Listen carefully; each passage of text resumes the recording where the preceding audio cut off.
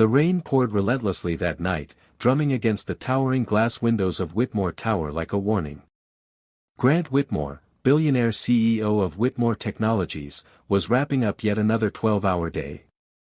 The city lights flickered far below his penthouse office, oblivious to the man who had everything, except peace. Just as he stepped into the private elevator, ready to descend into silence and luxury, a strange unease made him pause. He glanced once more at the city, then pressed the ground floor. He didn't know why, only that something tugged at him. When the elevator doors slid open into the grand marble lobby, his eyes fell on a scene that didn't belong in his world of polished perfection. 3 little girls, soaked from the rain, curled up on the cold leather couch. Their clothes clung to their tiny frames. The youngest whimpered in her sleep. The oldest, barely 10, stayed awake, blinking away tears as she held the others close.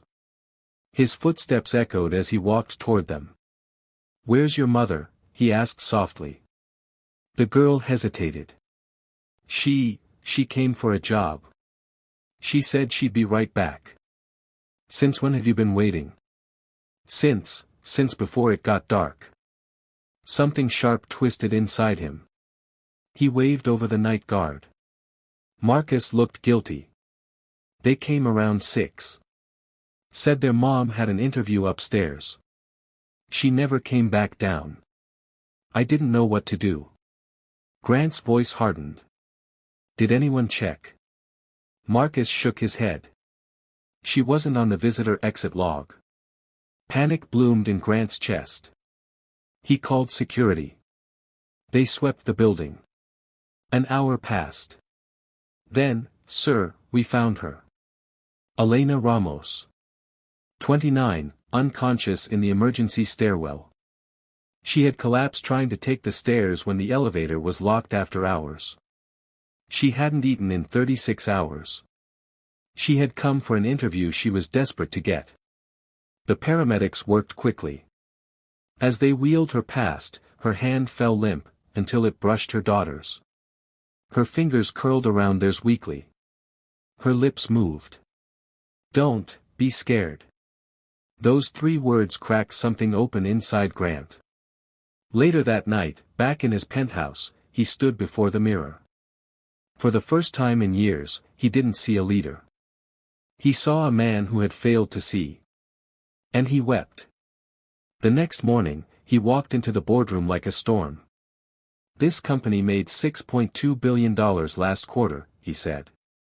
"But last night, 3 children slept in our lobby while their mother nearly died trying to better their lives." Silence. "This ends now." He scrapped a luxury project worth millions and redirected the funds to create a new foundation, the Second Step Initiative, dedicated to helping single mothers, job seekers, and families in crisis. The company began offering free transport to interviews, on-site child care, and real-time check-ins for every visitor. But Grant didn't stop there. He visited Elena in the hospital. Held her hand. Promised her daughters they'd never be left in the dark again. Weeks later, Elena walked into Whitmore Tower, not as an applicant, but as the new head of Community Equity and Outreach. The very first program she launched. No one left behind. At the grand launch, Marisol, her eldest daughter, stood beside the podium.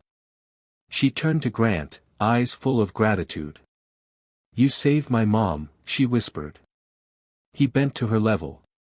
"No, sweetheart. You saved me."